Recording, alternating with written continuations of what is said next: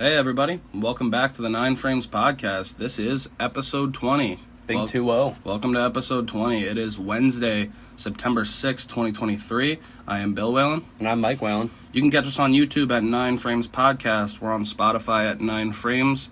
X, we're on there at 9 Frames Pod, and we're on playergm.com. This was a pretty interesting couple days of baseball. Even though there weren't that many games, a lot of interesting storylines going on.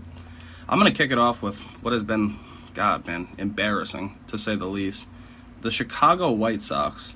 They are the only team to not win 15 games and have a team ERA over 5.50 since the All-Star break. They haven't won 15 games since the break yet. And on average give up more than 5.5 games, or 5.5 runs per game. It's crazy that they've been that bad and they're still like 9.5 games ahead of Kansas City. It goes to show how bad Kansas City's been all year, but man, the White Sox, there's been no worse team in baseball since the All-Star break, and it's been ugly. Yeah, which one do you think gets to 100 losses first, the Royals or the A's?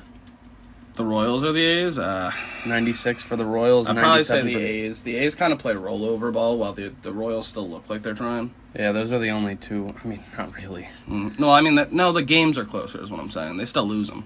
Yeah, but I just think they have with a 2-game win streak, they're just a game ahead of them in terms of the loss column. That's crazy, man. Pretty sad ball for both of those clubs. But the White Sox, there's been nobody worse since the All-Star break by far. Yeah, that's pretty rough. I wanted to talk about something else that was pretty interesting. Kyle Schwarber, we talked about him on the last episode. Now he has 40 home runs and 39 singles this year. That's insane. I mean, I understand that he has an 812 OPS, but like, do you think he's like a good baseball player? I mean, good. It's hard to say good. Baseball player. It's hard to say good, but it's impossible to say bad. He's a good power hitter. Yeah, well, he's a good kind of production-wise hitter. I mean, he produces for the team. I mean, more than half of his RBI are himself scoring almost. Mm-hmm. So it's pretty wild. I don't know if you could fill that in with someone better. Yeah, I'm not sure because he doesn't really play good defense. Or any defense, for that matter. Yeah. Anywhere on the field. Yeah, and they put him in the outfield these days. Ugh, it's ugly. I mean, I don't know. 40 home runs is impressive. It always will be. But, like, to have 38 singles or whatever you said, 39, that's insanity. I mean, you look at Schwarber. But the thing is, he's going to be a guy who probably helps them down the line. Yeah, postseason run. That's what they're hoping for. That's what he does. I don't know. So we'll keep an eye on Schwarber because, God, if he could have more home runs than singles this year, that would be interesting. Currently, he's at it, but we're getting close. Yeah, I mean, it's way easier to get a single than a homer, you would think. Not for him. Moving on to another sad story, man. I don't know if you saw this. I'm sure you did.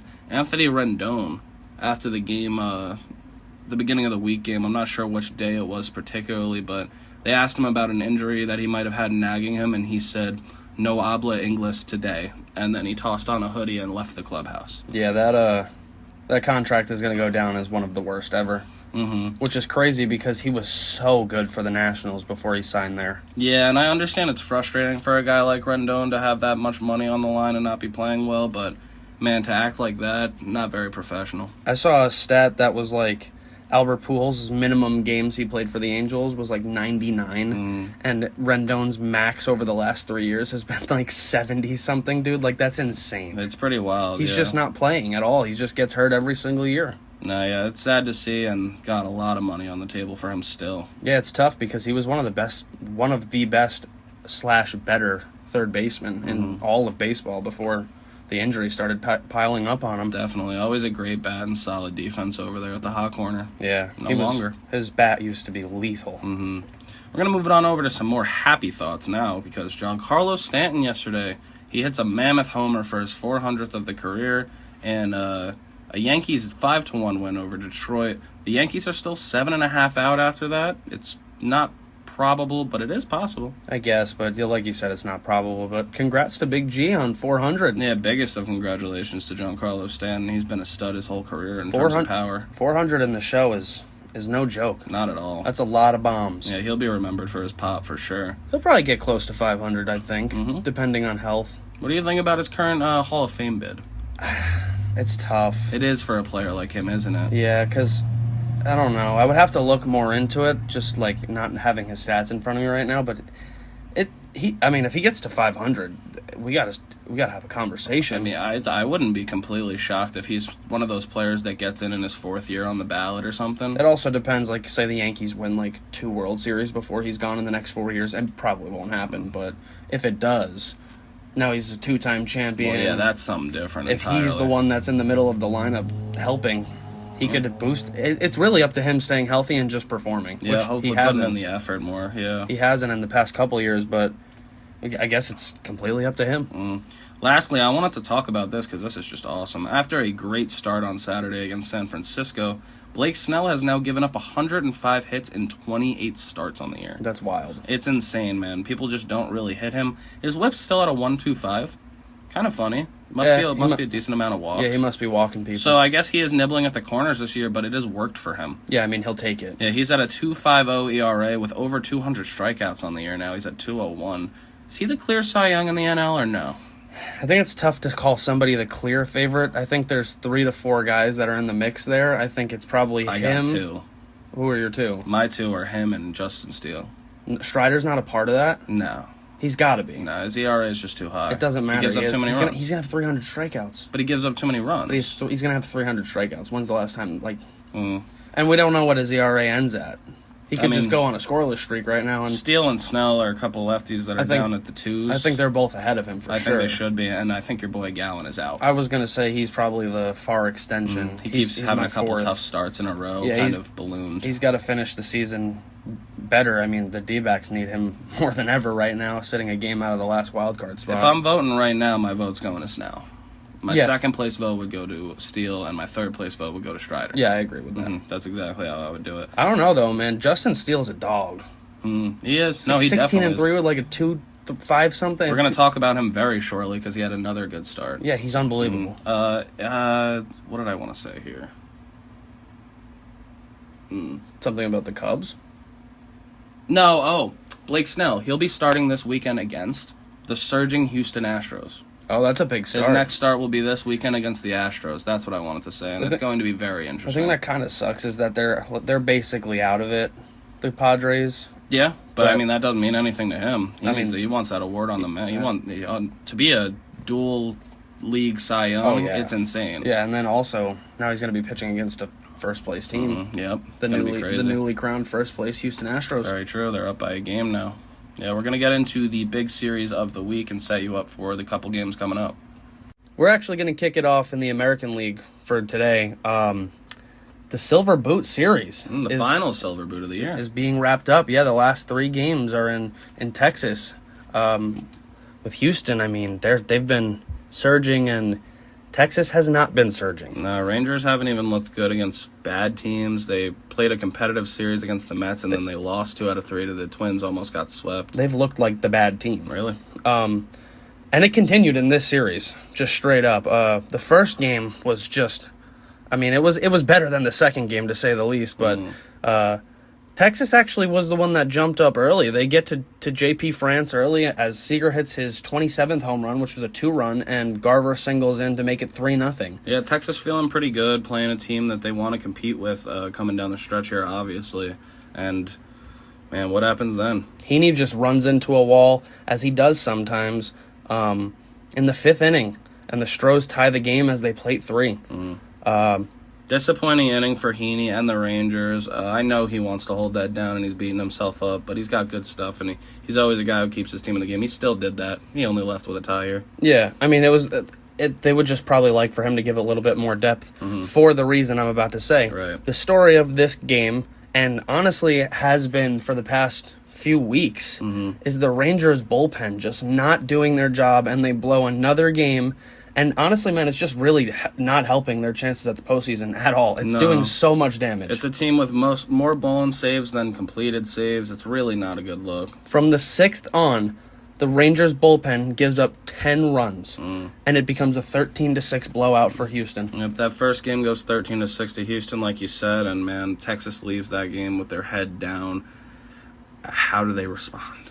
I mean, they respond by getting blown out for a second straight day. This time, 14-1, and This one was over just early. Yeah, it took 3 innings to absolutely put the dagger in the side. You could say 2 innings. Yeah, and literally, I mean, even the first inning it's not how you want to start a game. Not a lot of fight from Texas in this one. It was 14-1 for the Astros. The Astros put up a 3-spot in the first, second, and third innings, and one person was at the root of it for each of those 3 innings. Jose Altuve becomes the 3rd player in Major League history to hit a home run in each of the first 3 innings of a baseball game. Yep. His 13th, 14th, and 15th on the year. 3 homers in 3 innings is absolutely ridiculous for Jose Altuve. 5 in his last 6 at-bats. And Houston puts up a 9-spot in 3 innings against the Texas Rangers, who are just, now they're feeling awful. Altuve jumped his OPS from 899 to 969 in the last 2 days. And this was a game the Rangers were excited for because nasty Nate Eovaldi was coming off the IL, and he goes an inning and a third and just got absolutely shelled. Yeah, it's a rough game. He looked uncomfortable on the bump, and Houston didn't let up. You can't have that, especially because Framber Valdez was on the bump, and we know how nasty he can look, and boy was he nasty last night. He goes 7, gives up 6 hits, 1 earned, 4 walks, 4 Ks. Another quality start for Mr. Quality Start. Yeah, Framber will definitely do that. And Houston ends up recording 20 hits in this game. They put up another 5-spot in the 7th to make it 14-1, and that'll do it. I would be willing to bet that 99.9% of the time, if they give Framber Valdez 20 hits on offense, they're going to win that game. Yeah, I would say so, yeah. There's not a lot of games they're going to lose with that. Yeah, and I mean, Texas going into this last game not feeling great, but they do have a solid pitcher on the mound. Yeah, probably their ace for the remainder of the year. Fair to say.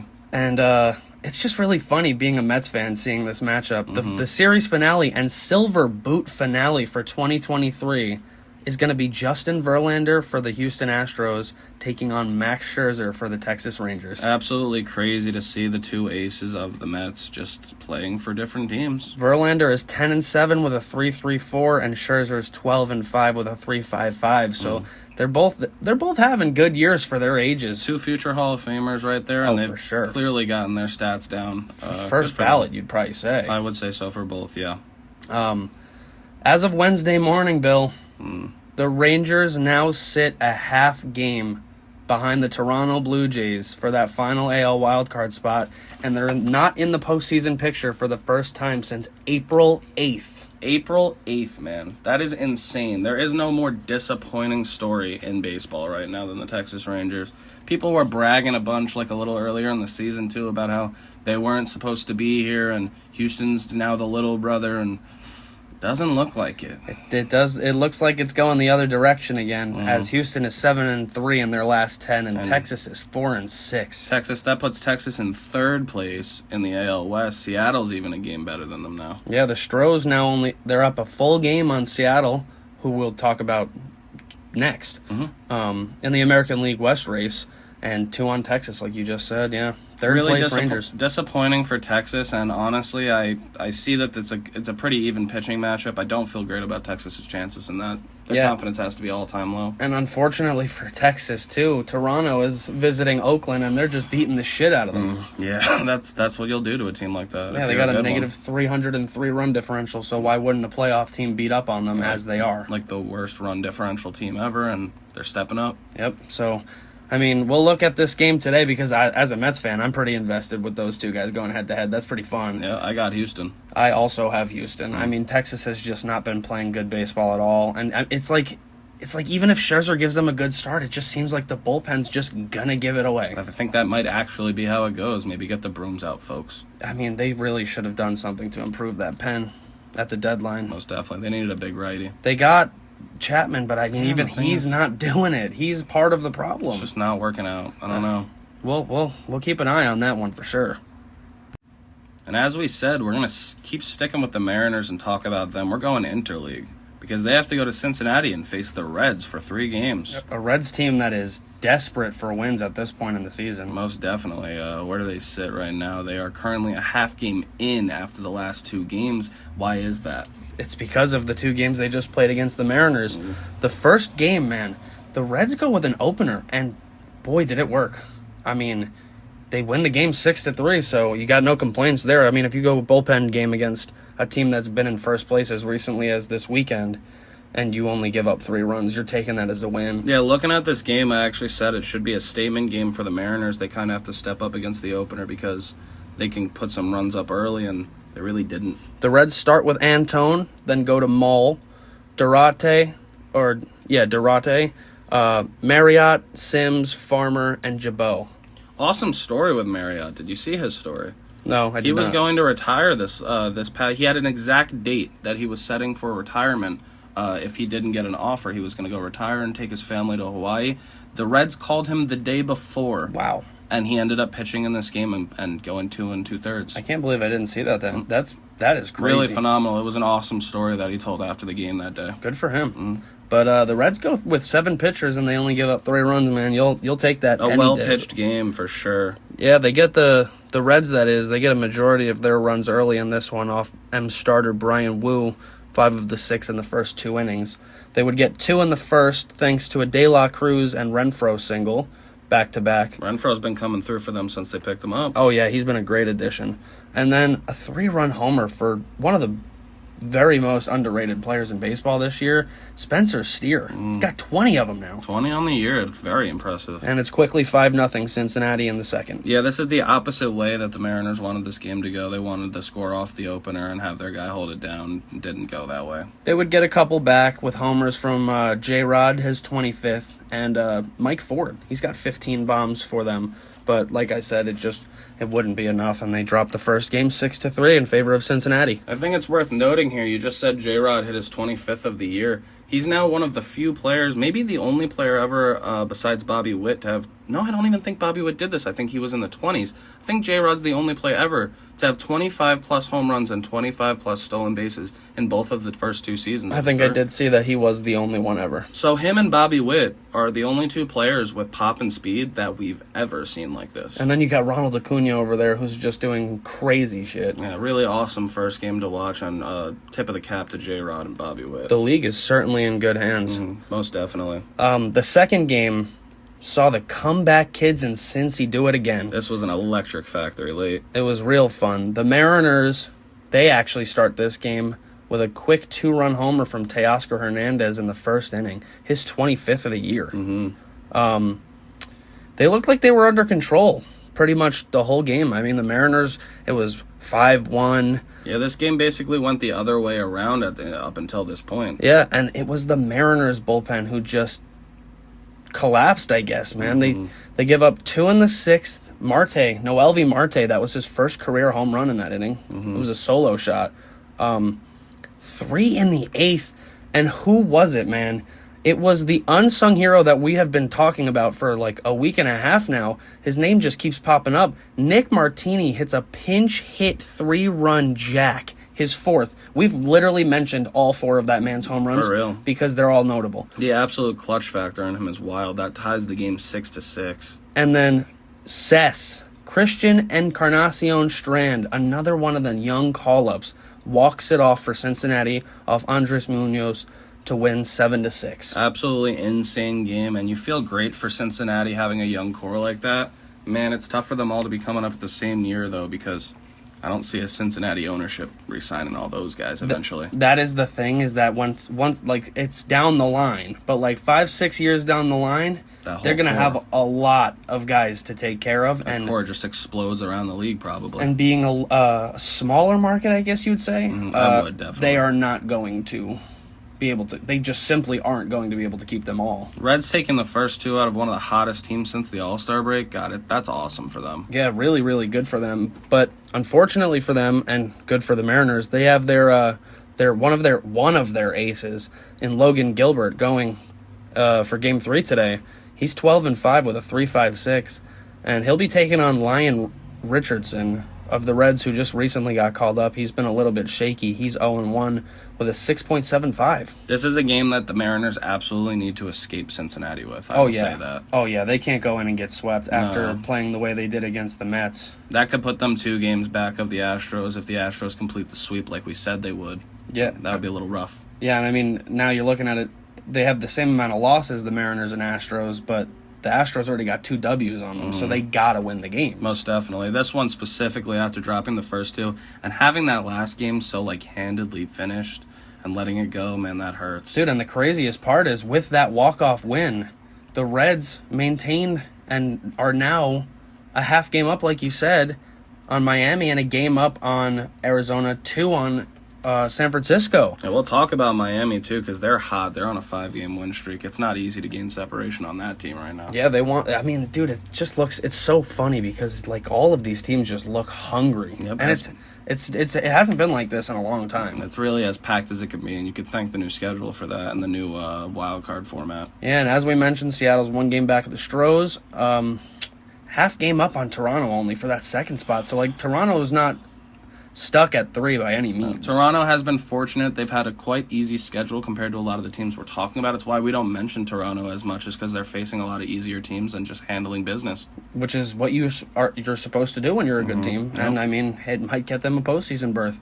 Like we just said, man, they really need this one, Seattle. Do you think they get it done? I do think they get it done because, I mean, just having the unsteady arm of Lyon Richardson so far, even if he does pitch well, you got Logan Gilbert on the other side and what's supposed to be a good bullpen, but I don't know. Yeah, I agree. I think Seattle will salvage one here. If they don't, man, That's going to be the most disappointing series of the year. but hats off to the Reds for winning games that not only because no one's going to say they should. No, I mean, last game specifically, that game was crazy to come back and win that one. Yeah, I mean, it's looking good. Gilbert is obviously better than Lyon Richardson, but it's a singular pitching game. You never know. The guy could be lights out tonight. Very different tone that we had compared to over the weekend. Cincinnati's graph going up and Seattle's graph going down. Yeah, very much so.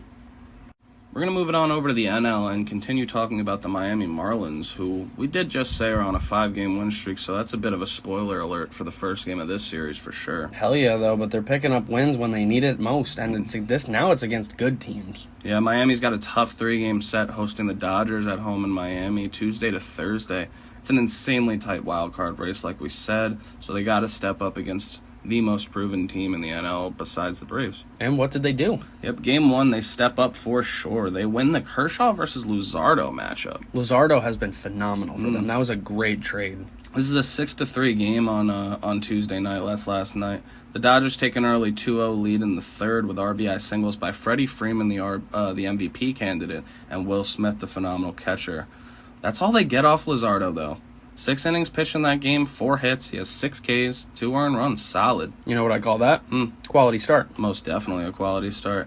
And how does Miami respond to those 2 early runs? They respond with a solo homer by Jake Berger. That's his 31st on the year, man. Have a year, Jake Berger. Like, that's a name that came out of, like, basically nowhere, and I mean, to have a 30-bomb season, and he's not done yet by any means. He'll probably get to 35, maybe push 40. About 35, I'll see, yeah. Yeah. Josh Bell, the new acquisition, along with Berger at that deadline, he gets a 2-run homer as well for the 20th of the year. That's a 3-2 lead real quick.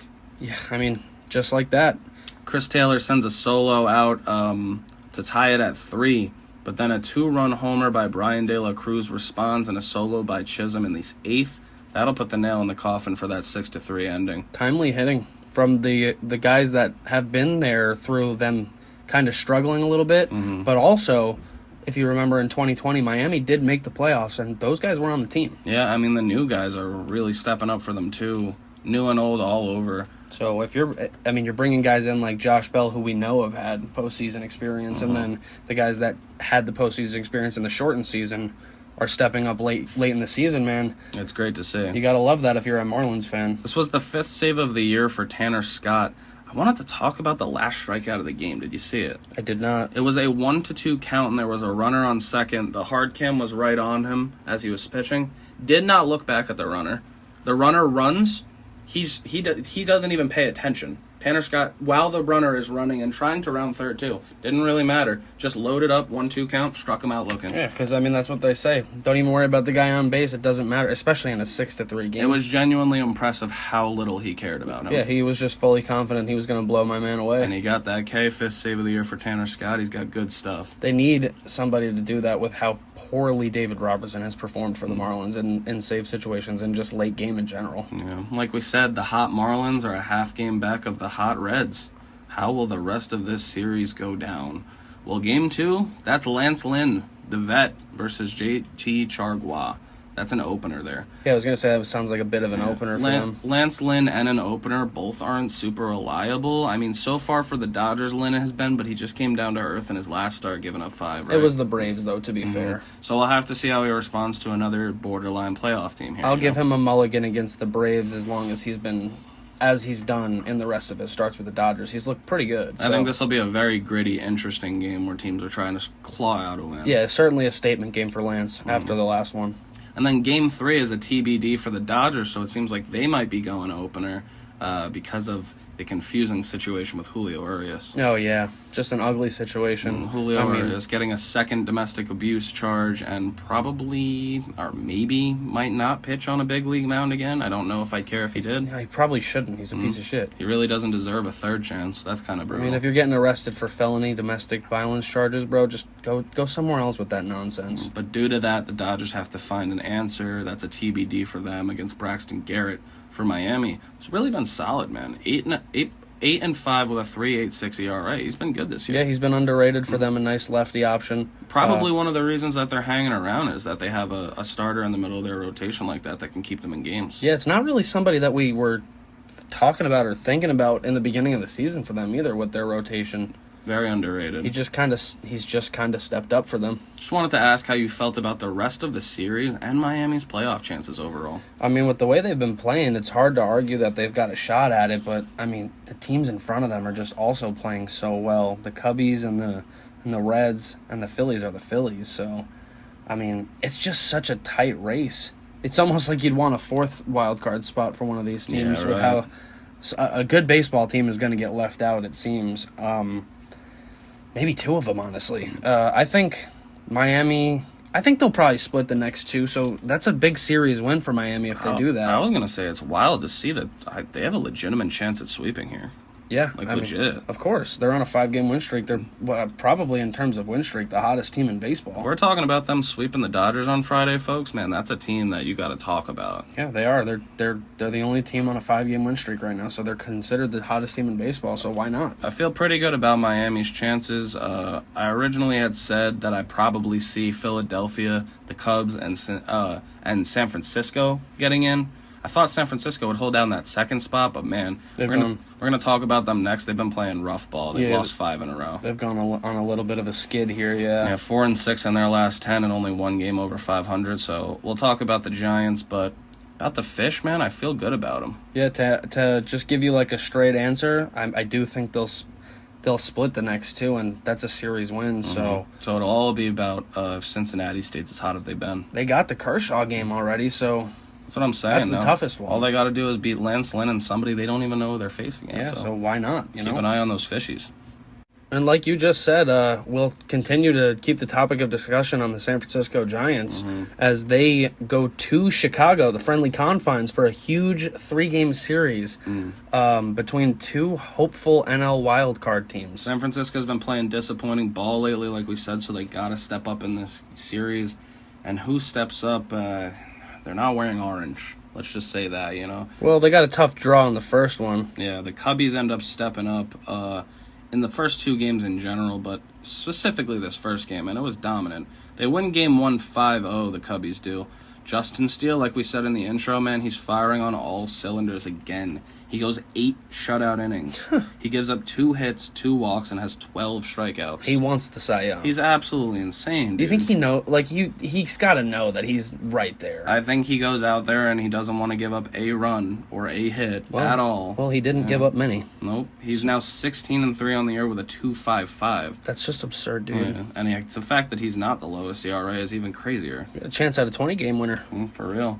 He may genuinely win NL Cy Young, but that'll have to be kind of based off Snell going down, I would say. I don't really know if it's that anymore because they got around the same ERA now. It's 0.5 points off. Yeah.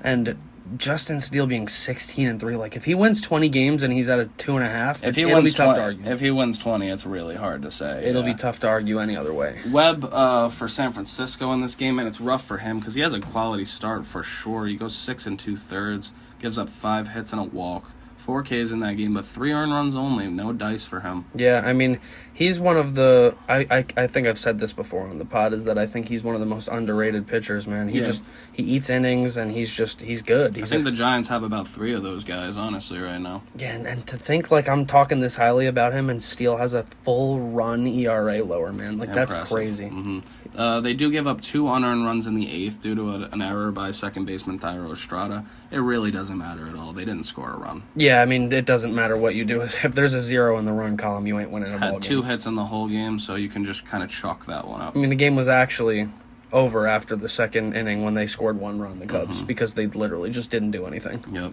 Moving on over to the second game, and San Francisco needs to respond. This one is definitely not the same kind of game. An absolute battle of the bats in this one. It's a Ryan Walker opener for San Francisco against the veteran Kyle Hendricks. I would feel nervous going to an opener after just losing a game 5-0, though. You have to. I really just don't know what I would... because it would be hard to adjust on the fly like that, but... I don't know, man. It's tough, too, because as we'll see, this game started off good for San Francisco, but the fact that they had to go to that pen so early is probably what hurt them. Because they did kick it off in the first 3 innings. They end up going up 3-0. They score a run in all 3 of the first 3 innings. But unfortunately, Chicago puts up a 4 spot in the 3rd inning for them. They have Swanson, Candelaria, and Gomes RBIs to go up 4-3. We'll move to the 6th now, and we get an RBI double by Jock Peterson and a J.D. Davis 2-run homer to go up 6-4. They take it right back. What a back-and-forth game this was. But the bottom of the 7th, what do we get but another 4 spot? San Francisco, I mean, you got to avoid putting up 6 4 spot. Oh, was this a 6 spot? Yeah, this was a 6 spot. Oh, boy. Oh, no, this got out of hand then. All right. Yeah, it was a 6 spot. Oh, they put up a 6 spot, and they get home runs by Suzuki and Morel to effectively end it. I don't know if you saw Christopher Morel absolutely pimped that thing. After that 6-run 7th inning, the game was over. Yeah, Christopher Morel tosses his bat after hitting that homer to put an exclamation mark on the end, get 11 runs in the game. It ends 11-8 in Chicago's favor. The Cubbies would try to, or the Giants would try to chip away a little bit, getting a run in the 8th and the 9th, but they give up one in the bottom of the 8th, so it's just insurmountable. Most definitely. Once you give up a 6 spot, you can't afford to give up anymore, and they literally just give one up the next inning. It's just not helping at all. So San Francisco drops the first game 5-0. They drop the second one 11-8 after going up early. Super disappointing stuff for a team trying to make the playoffs right now. Yeah, and I mean, you mentioned they're on a 5-game losing streak. These 2 games have been just ugly. The series ends Wednesday afternoon. It was previously a TBD for San Francisco, but they went and they changed it over to Alex Wood, so that'll definitely be way better than a TBD or an opener. If they went to another opener, do you think that maybe them losing that other game last night changed it? It really might have changed it, yeah, I do. The Cubbies go to the young pitcher Jordan Wicks, who just came up. This is his 3rd game. Bullpen's just got to be exhausted in San Francisco, man. So we have Alex Wood stepping up against a kid in his 3rd game. He's already 2-0 with a 1.80, though, so he's been good. Yeah, he's definitely looked good. How do you see that going? I think the Cubs are just going to sweep here. I was going to say, really don't be shocked if they do. It might be a close game. It might be, yeah, but I don't know. I just kind of feel like the Cubs are going to shellac Alex Wood. We'll probably tune in to give that one a view, but, man, probably just a Cubs sweep, man. Yeah, and they need it. I mean, they're technically still playing for a division championship. I mean, they could. What are they, only 3 games out? 2.5 out? Like, they're not out of that. Not at all. And they're up 3 games. I mean, they're only behind Philly by a game and a half for the top wild card spot. And so, if the Cubs do finish off this sweep, that puts the Giants at 500 ball. Yeah, you don't want to fall to 500 at this point when you're trying to push. Very disappointing stuff. Chicago looked like the way better team in the first 2 games, as we said. They now have a 3-game lead in the 2nd spot, while San Francisco is 2 games back of the Cincinnati Reds. Yeah, I mean, we're starting to get around the time. Like, it's looking like pretty likely that the Cubs will host the wild card series, one way or the other. I mean, they're either they could pass Philly. They're a game and a half behind them for the top spot, and then they're only 2.5 behind Milwaukee. This is a series of teams, completely different stories since the trade deadline. Well, really since the All-Star break, where the Cubs have just taken the bull by the horns, and San Francisco has done the opposite. That Cubs differential just keeps skyrocketing. They're almost at plus 100 now, man. And San Francisco sits at -13. Yeah, see, like Insane stuff. one team looks like a postseason team, the other one doesn't. Not a good look for San Francisco, but the Cubbies are fired up, and so are we for them. Yeah, great to see. As always, everybody, thank you for watching and listening wherever you do. This was episode 20, Big 2-0 of the 9 Frames podcast, and this was Wednesday, September 6th, 2023. I have been Bill Whalen. And I'm Mike Whalen. As always, you can catch us on YouTube at 9 Frames Podcast. We are on Spotify at 9 Frames, and we are on X at 9 Frames Pod. You could also catch us on playergm.com. And thank you so much for listening. Please put the bell notification on to see when we go live on YouTube if you watch us on there. Yeah, and just be sure to drop a like and subscription. Follow us on Twitter, X, that is now. I mean, the numbers growing is what helps us see that people care. Yeah, follows on X and subscriptions on YouTube mean a lot. Definitely like the videos and tweets when you see them. Definitely let us know. We appreciate all the constant support. And we will see you folks Friday. Enjoy your midweek frame.